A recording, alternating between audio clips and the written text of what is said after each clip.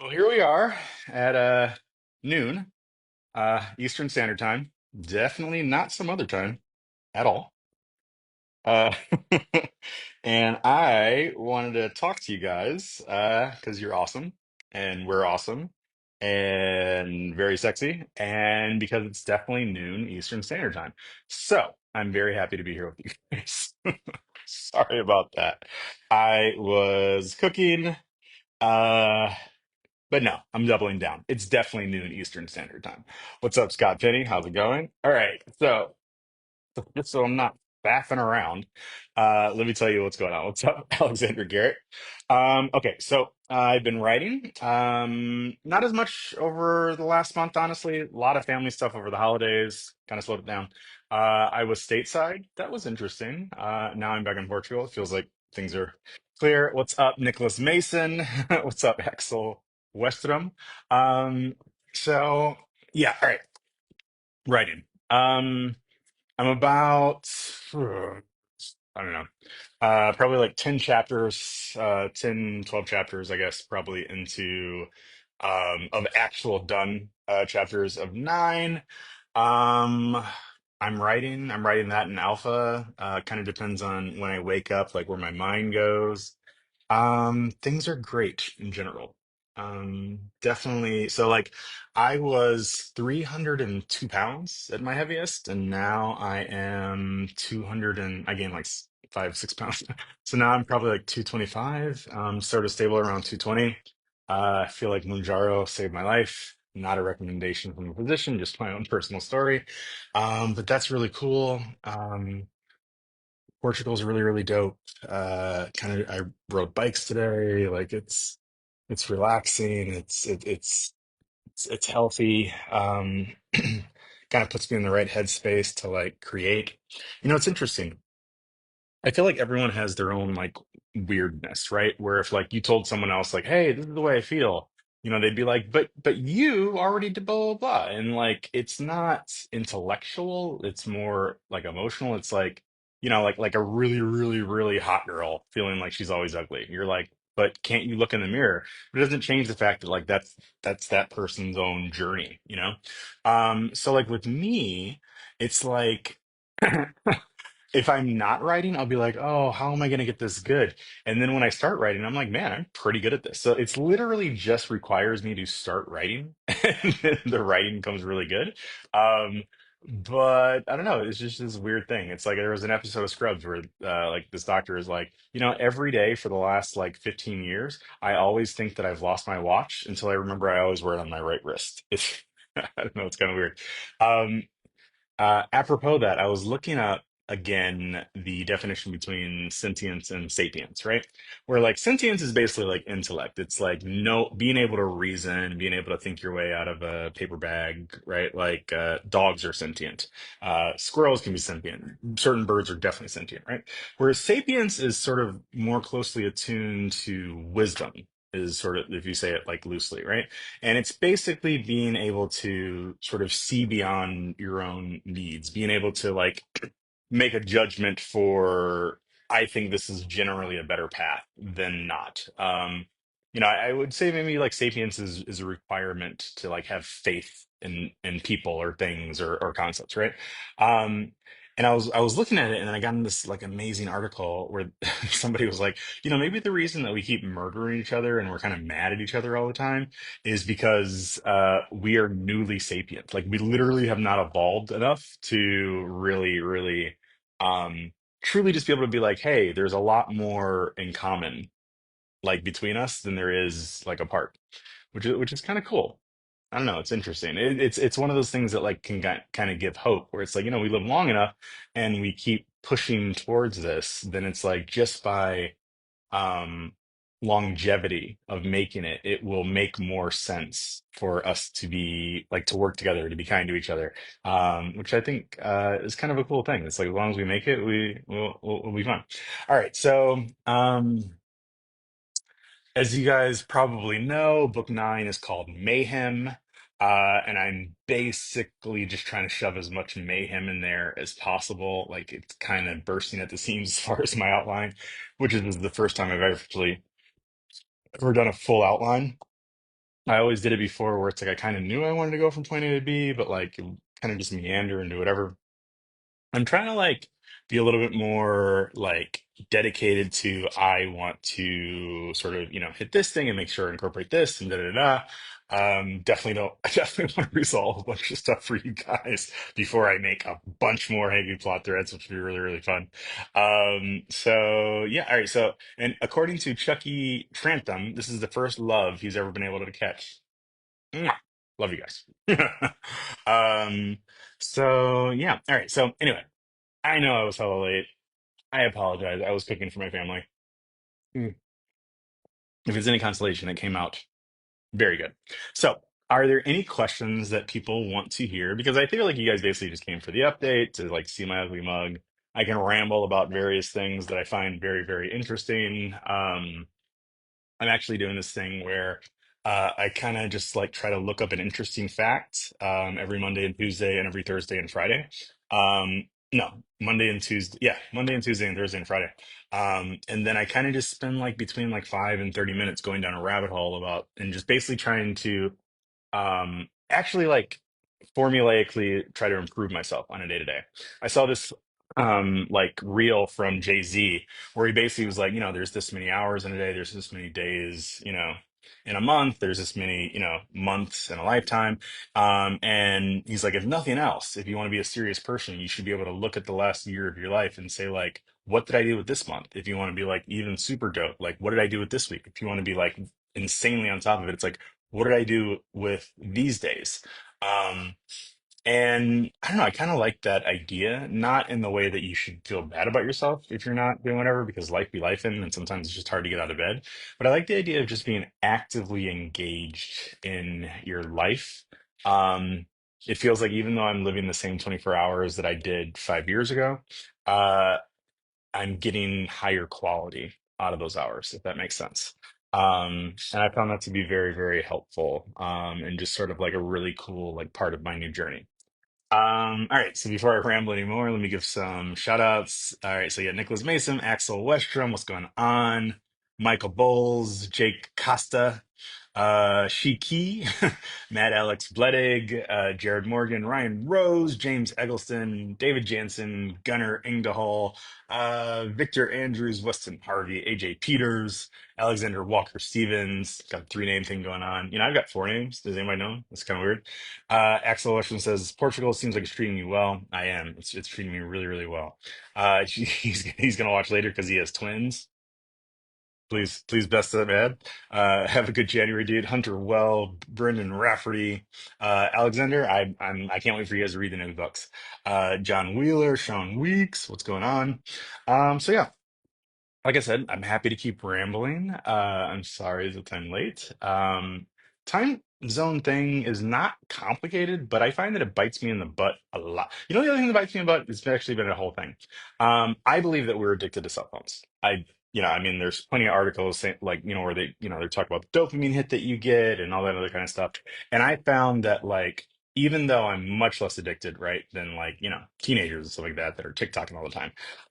I definitely would just be like, somehow I'd be like, when did Instagram get open? Like it became sort of like a muscle reflex. So with the latest update, I started doing a couple of different things. One, I moved the folder with all of my apps to the second page. That was good. But I also made my home screen grayscale. It's in the iOS 18, which has really, really cool stuff, including sending time delayed messages, which I totally recommend. Um, I'm also watching in the background the season finale of What We Do in Shadows, which was an amazing, amazing, amazing show. Shout out to them. Um, but anyway, like I found that like I have almost like completely cut out me like randomly just sort of going on because everything's grayscale, which sort of breaks that like satisfaction pathway of like, oh, I'm looking for something. But it allows me for when I open it, as opposed to just making the whole phone grayscale, it's still colored because obviously that's very useful for like Google Maps and stuff like that. So that's one of the things that I've done that honestly I feel like has really increased my life. But the other thing is I set my phone to do not disturb like maybe like 4 years ago and put it on silent. Um, because, like before I did it, I was like, oh, but what if I miss an emergency? And then I literally stopped and thought, like, have I ever not including work, as a position, right? Have I ever actually gotten a phone call that it was an emergency, that it was a problem that if I didn't just check later? Um, and I answered with no. And so I said it to that, and like by doing do not disturb, it got rid of like almost all of the robocalls, like one or two pop through a week. But also it just sort of lets me like unplug unless I choose to interact with this device, right? Which is super duper useful. But at the same time, I think is an addiction. I literally think it's addicting. So I want to be able to use it on my own terms, I guess, is the kind of thing that makes sense to me. Hold on, let me see if I can dead that because this is loud. Um, so I don't know if anybody can tell what the new show came on by the whatever. Um, so yeah, like that was useful. I don't know if you guys want to try it, but like it was really really cool for me. All right, so anyway, let me get some more shout outs. Mason McCallis, Micah Nelson, let's go. Boom, boom, boom. Appreciate you listening. 7 times is a good amount of whatever, and it's good to see you. Lord Mrs. here. Jason Savas, Ben Simon, Robert Davies. How was the weather? So the weather's actually pretty good. So it's usually like very rainy in Porto. And it's actually like really, really fascinating to me because Porto, which is where I live, right? Like basically Portugal looks like a rectangle, right? And if this is the Atlantic Ocean over here, Lisbon's about a third of the way up, and Porto's about two-thirds of the way up, right? And Porto's has a lot more rainfall than down here.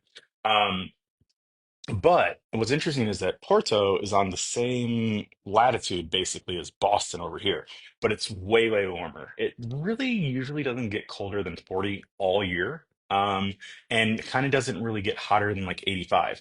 And it's because if like this is the East Coast of the United States and this is Portugal, right? As the world turns, I don't know if I'm doing this the right way for you. Anyway, as it rotates, right? Um, Arctic air is brought down because of the direction of the rotation, and it sweeps by like New York and Boston and DC, and that's why everything's so like freezing in the winter, right? And then it comes like this, and it kind of sweeps by the equator, the Caribbean, da da da, warms up, and then the air that Portugal's getting is not the air that's coming up from the Arctic; it's the air that's already swept through, and so it's kind of this like subtropical climate. Like it's not lush like a Caribbean island, but like it's still very green here. It was probably like 58 degrees when I woke up this morning. Like I went for a bike ride. It was super dope, which is one of the things that I find really interesting. The natural world. Like, did you know that one of the reasons the Amazon is so lush is that the Sahara Desert supplies 80% of the phosphorus from it. So basically, like these like very high stratospheric winds uh pull dust from the Sahara Desert, dead bones and whatever from however many millions of years ago, and it keeps fertilizing. So it's basically like Miracle Grow on the Amazon. Like I find this kind of stuff fascinating. Like this hidden natural world, even like watching like like birds sort of soar around on air currents. Like we know they're there. That's not a hard thing, but we really think it's just like this invisible thing that it's pretty cool to me. Anyway, so what else can I tell you? Wine is great. That's another thing that I learned. So that's awesome. Uh, and that sound is great. All right, so Leslie says so many things to resolve, 8 books worth of plot hooks and side quest fodder, and I definitely am not planning to just keep a couple unresolved and make you think that I forgot just to mess with you because who would ever do something like that? That's insane. Yeah, but yes, Megan, Mayhem will be the title of book 9. I'm having a good time researching the most mayhemy stuff that I've ever seen and finding like really good ways to like increase the banter. I hope that you enjoy all the new chaos seeds that you will be meeting. That'll be a lot of fun. Anyway, so as I said earlier, holidays and family stuff slowed down writing over the holidays, right? Um, but yeah, I'm back on it, and basically, I spend my days writing Alpha 2 and Book 9, and I am going to keep you guys updated. Like I said, I'm going to be doing these once a month, ideally not late. Huh. Um, and yeah, so the whole like sort of segue about the phone is that while putting on do not disturb and silence has been amazing for my life and productivity and whatever. For whatever reason, and it's really dumb to me, like when you put it on silent, you also don't hear alarms. So like my phone was like alarming, but it wasn't making any noise. And it feels like a very, very simple thing that you should be able to set. I still want alarms to go off. So that keeps biting me in the butt. But I'm here now, and I'm happy to see you guys. All right. Paul, Paula, good to see you. Dirk Arbisi Doty. Very interesting name, and I'm thinking there's probably a very interesting genetic profile to go along with that. Let me know how that all shook out. Mike Rifka, good to see you. Dave Marriott, Anthony. All right, so is anyone has any questions I can answer? So James E. McMillan is looking to start fights, and he's asking which book am I most excited about its release? Um, Honestly, like book nine, I'm excited to give you guys the most, but it's been like, like it's been years, and so like it's almost a little distant. Like as I keep rereading the books to really make sure that like I have like the right voice, to make sure that I'm honoring the characters and da da da. And so like that's really, really fun. But like Alpha just seems more now, to me than anything else. So I don't know, we'll see. Uh but I honestly I'm excited about all of that. Like I spent like about a week ago, I spent a couple hours writing the Ballad of Roselawn. That's something I'm really excited to get you guys. I'm really excited to show you how I fleshed out Sana Ray's story. I'm really excited to sort of like show you these new chaos seeds. I'm really excited to show you the new magic system that comes from being a tier two. There's a lot of cool things that I'm really excited about showing you guys.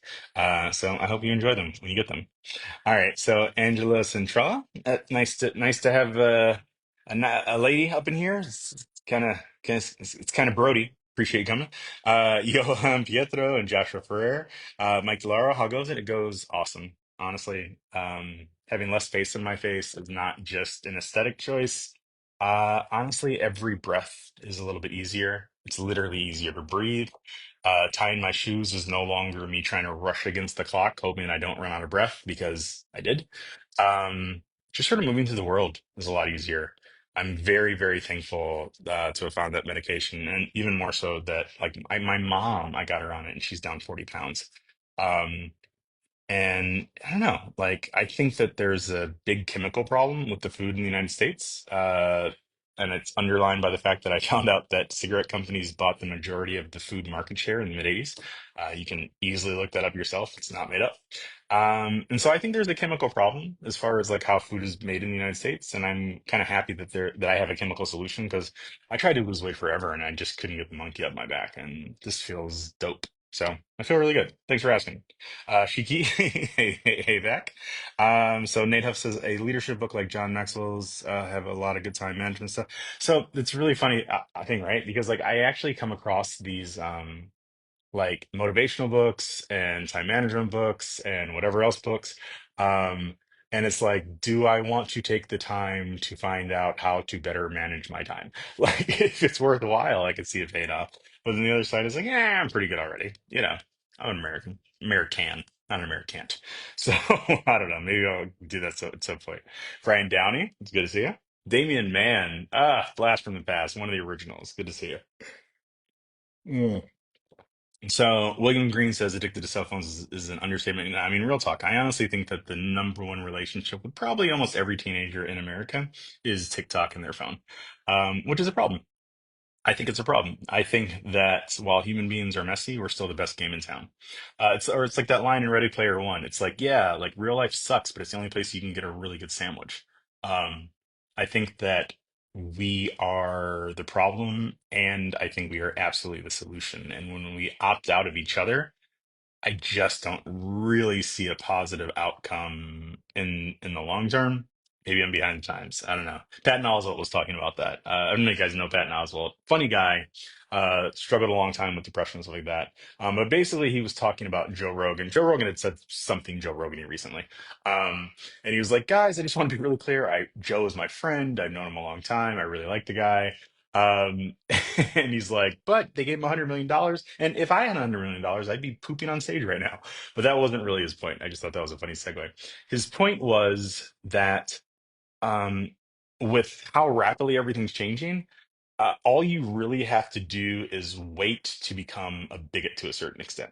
He's like, if I lived to be 90, I'm probably going to go on a rant of like, in my day, a relationship was between two biologic organisms, not by two computer programs that two other biologic organisms wrote.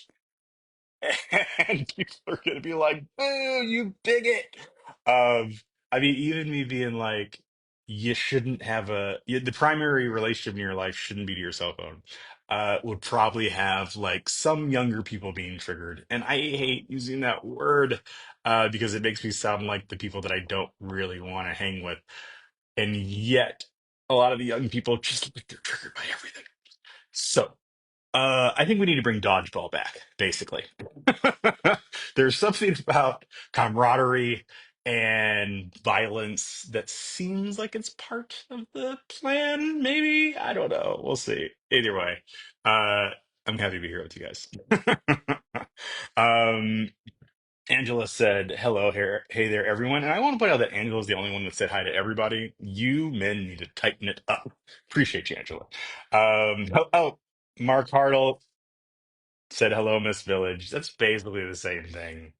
Good for you, Mark. Way to hold it down. All right. Do you have a game coming out for console? I would love that, right? Like, I actually, so interestingly, there was a guy that worked at, whatever thing made League of Legends, I think. Or no, Smite or Paladin, right? Which was like one of the top games of 10 years ago on Steam or something like that. And he ended up being a guy that I wrestled with and lived in Atlanta. And I was like, dude, I write video game fantasy. Can I blah blah blah? And he goes, yeah, come on by the whatever. And I went over there and I didn't know anything about the game. I thought it was just him and like three dudes in a garage. Little did I know he had like hundreds of staff, which was really cool. Um, and I was like, yeah, hey, I would love for my stuff to be a game. I think my fans would really love that. I think it's whatever. And he goes, yeah, man, but like the truth is, if you're not talking about making me 8 to 9 figures, then that's just not the kind of conversations that somebody at my level has. And honestly, the only people that get to make games is somebody at my level. And I'm like, are you serious? He goes, yeah, dude, honestly, like I work for business people that probably have never played a video game, don't care about it. They're just looking for their money. Um, and I was like, oh, that sucks. And he goes, that's a little grody. And he's like, but I can buy you a steak, so the steak was good. I'm hoping that with the rise of different apps and various like new tech, that we actually might see a renaissance of indie gamers coming out as the threshold of like what two or three guys can do in a garage actually like might go back to like what people were when with like the rise of computing and stuff or like in the 80s and stuff like that when like every like week you were seeing like people breaking new ground. I'm hoping that like the tech will somehow like cyclically like swing us back again towards a bunch of games coming out, a bunch of things coming out like that, like, the meritocracy can sort of cut through the noise again. I mean, like, speaking of which, you guys never would have heard of me if Amazon hadn't started a program that indie authors, like just a dude with a laptop, could start selling books, right? Never would have heard of me. Never would have heard of LitRPG, probably. And even and did like to even like hit that home, like even after like a year and a half when I was outselling like most traditional authors like on Amazon, I would still like have conversations with publishing companies and be like, "Oh, you're a flash in the pan. Nobody's going to hear about you," and blah blah blah. And indie authors are running the world now, right? Um, so like, I guess I feel like in every industry that I've ever been in, there's a bunch of gatekeepers, and I think that advanced technology might sort of open up some side doors or loosen the gate or loosen the bars on the gate so that really really cool stuff can come through because obviously there's a bunch of creative people and I think we're all tired of the same rehash crap. I mean, aren't we? Like I'll keep watching Picard because I love him. He's amazing and I love all sci-fi fantasy and whatever, but I would really like more than I want to see a new Star Trek, even though I would love to see a new Star Trek. I want to see a new story. I want to hear something different. I want people to push boundaries in a new way and examine our humanity in a new way. Um, and honestly, I don't know if I've talked to you about it in this way before. That's one of the reasons, one of them, that there was such a big gap between the books. Like I was also like just it didn't feel like I was in the right place, but like and I'd also just sort of squeezed my heart onto the page until I mean, like until like I had basically like wrung it out. And I was like, woof, so there was a bunch of stuff, but one of the reasons is I'm like, I don't want to just keep churning through the same way. Like I want it to be vital. I want it to be interesting. I want it to touch people. Um, and part of this whole life thing is recharging, like, watching new movies, talking to new people, seeing new artwork, tasting new foods, doing new experiences, cooking more often. Like it changes the lens that you're looking at the world through, and I think it allows you to have more to give, which is kind of cool. Uh, for me and my particular Tao of walking the path of the artist, it's me being a lens for the things that I see, from some of the horror that I see that I try to bring to light so that it's part of the conversation, to the beauty and awesomeness that I see, just so I can bring a chuckle to your heart. Um, so anyway, I think that's kind of cool. Either way, no game yet, but maybe one day. John, Matulek says, "Whose eyes? I don't know. Has Netflix reached out yet? No, no, they haven't. But again, Netflix, I have very little shame, and let's make something happen." Kyle Arvinas, what's going on? Mm. Okay, so Nate Huff has decided to throw down the gauntlet. His time delayed texts have been in cell phones since the Motorola. Apple's just now implementing. Okay, so I think we can all agree that Android users are monsters and should be called from our ranks. So thanks for showing us where you are, Nate. Boom. All right, Josh Walker, Ricky Ledbrook, Mark Avier, it's good to hear you. Thank you. Brendan Williamson, what's going on? Patrick Akers, hello. So Micah Nelson says, question, how did you medical school and write a book? Any advice? Okay, so I did not write books in medical school, right?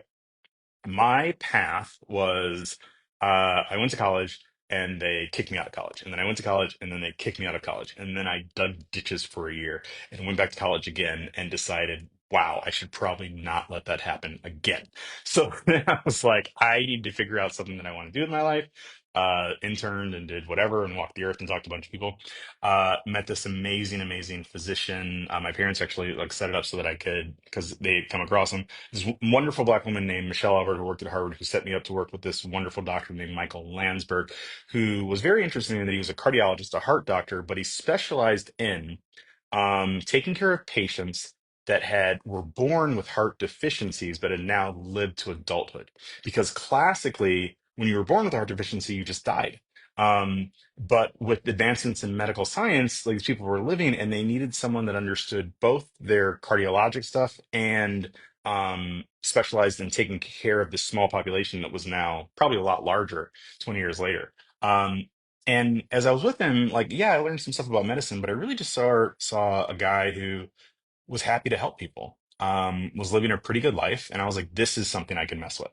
So I went back to school again, worked really hard, did all my stuff, took my MCAT, top 95% in the country. Thank you very much. It's up 98. Let's call it 98. Uh, Went to medical school, went to residency. Uh, that was a whole thing. Went to therapy after I got out of residency as I started working. And basically, like going to therapy and sort of like working through some of the stuff that, because like be liking, led me to writing books. And so I started writing books when I was working nights as a fully fledged physician. And that is what really saved me. It felt like an act of creation. It brought meaning to my life that I'd been missing. It gave me a wonderful outlet in a way that I didn't know that I needed. There's an old sort of story about who's not Tom Hanks. He's not a writer. Maybe he is. But no. God, what is his name? Can't remember. It's an amazing writer. I'll probably come up with it in about 5 minutes. But they basically asked him to come talk to a bunch of students. He goes, no, but I'll tell them the same thing I'm going to tell you. Get an empty room and fill it with clay, paper, pens, paint, musical instruments, and put every kid you have in there and tell them that they have to find something to express themselves creatively. They never have to show anyone. They never have to make a single cent, but just show them that their life will never be complete unless they find a way to be creative. And I agree with that. And I think there's all different types of way to be creative. I think that being a mother or father could be creative. I think that obviously like being an artist can be creative. doing really, really cool stuff at your job and thinking outside of the box can be creative. Being a scientist obviously can be creative, right? Um, but I do think that it's part of us. I think it's an integral part of our species that if I was going to typify like what our humanity is, it's not kindness. I think there's been a lot of humans that were not kind, but I do think it's wondering, like, what if is sort of what I think makes us human, looking up at the stars and wondering what those points of light are. Um, so all that to say, uh, the writing is what really put me on this path to having less face on my face, falling in love, moving to Portugal, just being healthier, being a better version of myself for everybody else. So, um, for me, I was working full time nights for all the years that I was writing the books, but it wasn't something I had to balance out.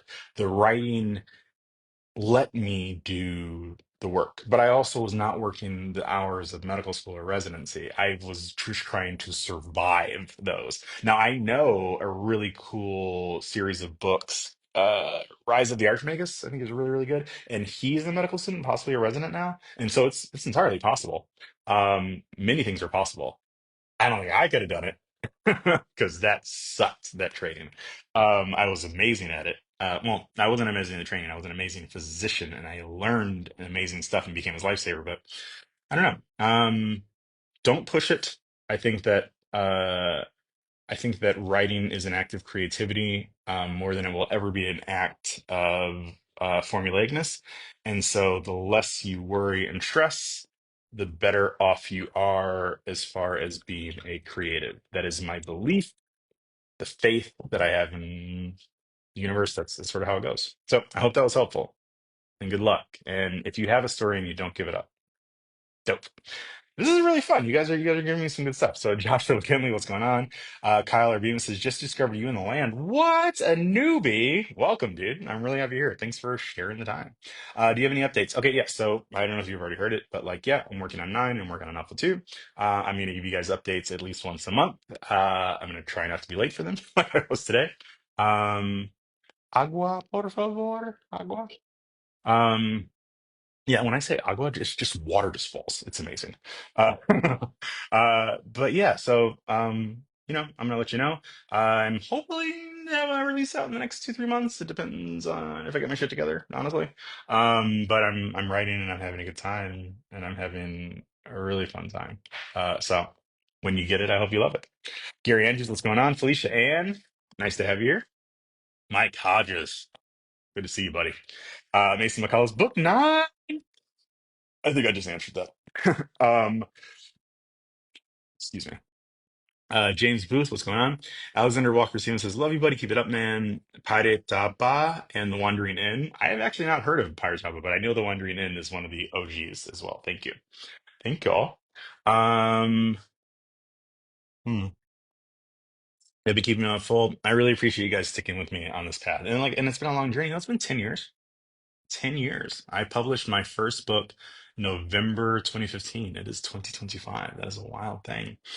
Some of you guys have been with me from the very beginning. Some of you guys are newly here, like my man Kyle Arbemus.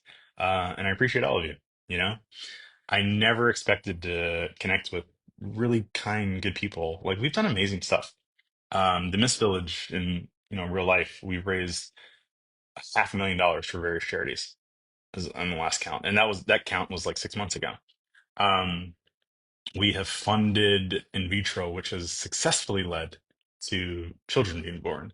We have triggered friendships being made between various families that have since moved. Like 5 different families that I know of moved to where one family was because they just wanted to be closer to each other. We shut Audible down for 4 hours when book seven came out. Like, there's been so many really, really, really cool things. I'm very proud of this community. I'm very proud to be part of it. So thank you. I appreciate you guys. All right. Let's see. You can set D&D to allow your contacts through. So I have set do not disturb to allow my let my contacts through. That definitely works, but it still doesn't let alarms through, which seems obvious to me. So good to see you again, Polybius. I'm going to. Cameron Blanchard, Ty Gill, Mike Riley. So I feel like I'm catching up. I hope. So if anyone has any questions, let me know. Otherwise, I'm gonna get out of here. Hmm. All right, so Smitty Smith, what's going on? Brittany Ashley, hello. Hades Lasser, Brian Bell, what's going on? Happy New Year, dude. Happy New Year. Jeremy Jordan, this guy is awesome, and he has made a board game for the land, which is out there for free. So feel free to check it out. Gareth Cantrell, Gnomes Do Rule. Thank you for that. Isaiah Stapleton says, hopefully you'll feel better and get a role in the writing game. I am hoping to it. I mean, like, I wrote the first book in 6 weeks. Something that started like a movement, kind of like 6 weeks. It's kind of insane. Like, who does that? It doesn't seem real that I did. It's wild. So yeah, we'll see. We'll see. I don't know. We'll go. All right, George Garcia, hello. William Sisterson for the Mist. Hail to you. Casey Barnum, what's going on? Damien, man, this guy. What's up? Happy New Year, dude. It's good to see you. Mike Hernandez, hello. Mike Cardle says, I used to live on the West Coast, right against the Blues. My mom's lives in a place like that. Yeah, I mean, the world's, I think you're talking about like my whole rant about like the ecology, not the ecology, the meteorology of of planet. It is kind of wild. It's really cool. Scott Michael Papas, very cool last name. But I feel like Joel Danger Verbetten may be giving you a run for your money. Gareth Kentros says, "Do I miss living in the South at all? I miss my people. I enjoyed the South for many, many years. I enjoy that there's more emphasis on family, but honestly, there's a lot of things that are problematic. Um, a lot of things that are problematic, and honestly, the divisiveness we all have about every single issue is part of it. Um, so I will say that I am 100% resolved and pleased to be living here now. It feels very resonant. Um, and for anyone that enjoys it down there, I hope that you keep enjoying it, man. Right on. All right, William Sisterson, what's going on? Well, thank you for the stars. Alexander Walker Stevens. Mark Bartle says you would about something. Jeremy says incorporate all your traveling books. That is the plan. I'm actually going to start doing some more. Like tours, like like kind of like real nitty gritty tours that where they tell you like the real stuff.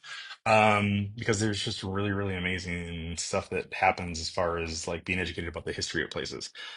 Portugal, it's actually really interesting. It's kind of like disturbing, but like Portugal had colonies until like the 90s. Like these 90s. They had like from colonialism colonies. Um, that doesn't sound right, but it's true. So there's like stuff that you need to go. Have you gone for a road trip up the river from Portugal? So I've gone up the river once. It was really cool, but I think I'm just gonna rent a car and just drive around to sort of experience stuff a little bit more. Blah, blah, blah. Michael James, what's going on? Jester Swint. Justin Trust versus Can't Wait. How big is book nine going to be? Like book seven big? No, it will not be like book seven big. That would take me another year, probably. You're right. So I don't want to make you wait that long. Port wine cannot be called port if it is not stored in Porto. That's not true. I think all port wine is made in Portugal, but there's actually like 11 different denominations of wine stuff here, and it's sort of made all over. And like I've heard some people say that, but like I've actually talked to like distributors that like the governing body has said like it's fine. Because like Porto itself is a city, so obviously they're not growing the grapes here, though they process them. It's a whole thing. Um, but the port wine is really dope. Is really good. All right, so let's see what else can I answer. All right, so I feel like I'm caught up, so I'm gonna say what's up. Russell says you're excited for Alpha 2. I really appreciate that. Mm, let's see. Dynasty and Lowe's Adventure, there's gonna be a lot of adventure. Want to do a Tough Mudder? Never, but enjoy that, David Bailey. Processed food is literally designed to be cheap and addictive. It's also even it's really interesting if you want to see something horrifying. I think intentional food softness. I think you can Google about how basically almost all of the food we have is intentionally soft because they found out that when you chew there are neurotransmitters released in your brain that tell you that you're getting full. And when you eat softer food, it bypasses that so it tricks your body into wanting to eat more food. Even something like chips or Cheetos have an initially loud crunch, which would go against that whole soft food thing. But the crunch has been engineered to for us to enjoy that too. And then if you ever notice, after you have that first bite, it's basically like baby food. It doesn't get hard. Like there's nothing else to eat besides that first crunch, um, which is really interesting. And so, like, some of the smartest people in the world have studied humans' biome so strongly that they're like, we know that when they eat this, they like this part and this, da, da, da." And then so that we have sculpted American food basically to um, trigger everything that is likable to then eat more food to then make more money. It's America, buddy. Anyway, that's how I got to be 302 pounds, partially. You know, I say I'm responsible for every single forkful. But it's also okay to recognize when there's a culture that leads to half of 330 million people technically being obese. And there's no judgment on me, but I am saying anyone that's struggling with that, you deserve to feel better. And I hope you do. Anyway, I'm gonna get out of here soon. Geraldine, sure. Verbatim wants some wine. I don't know. You're already kind of dangerous already. Mm. For anybody that wants our last update, working on Alpha, and I'm working on the Land Mayhem, which is the name of Book 9. I'm having a really great time. Uh, Lots of chaos seed goodness coming, and I'm going to keep giving you guys updates, and that's what I'm going to tell you. All right, let me scroll to the bottom because honestly, I'm tired from let me see. Does anyone have any last minute questions? I would love that. All right, so Wendy Jane says I'm going to use your audiobooks, hopefully nine, to get me through an ultra marathon. Woo! That is intense. That is good. That is good stuff. An ultra marathon. Wow. Okay. Okay, you know what? Wendy, if you are looking for sponsors, hit up Geneva Agnos and let's see what we can do. That would be really cool. Um, and Alexander Walker Stevens, this is a great question for me to end on. How do you make the perfect margarita? I believe this year I'm going to hold a tutorial on how to make the perfect margarita. Maybe I will send the info out a week before, and then I will have a Facebook Live where I do it in front of you and you guys can do it with me, and then you can all tell me whether or not you like it. Maybe we can even raise some money for charity while we do it. That would be pretty cool. All right, guys, I really appreciate you. I'm very lucky to have such wonderful, wonderful fans. Thank you. We'll be doing these once a month. I'll be popping on more every once in a while, but you can count on these once a month, and you're appreciated. Okay, so. I hope that you guys all have an amazing day. I hope that you guys have an amazing year. I hope that if you're beating yourself up, you give yourself a little grace because life be lifing. I've been there, and it's okay if you're not always perfect. It really is. I'm not saying don't be accountable. I believe in being accountable. I'm just saying it's okay if you're not always perfect, dude. And it's okay if yesterday you weren't so great. Dust it off. You got this. So I'm out of here. As always, peace, love for Margarita.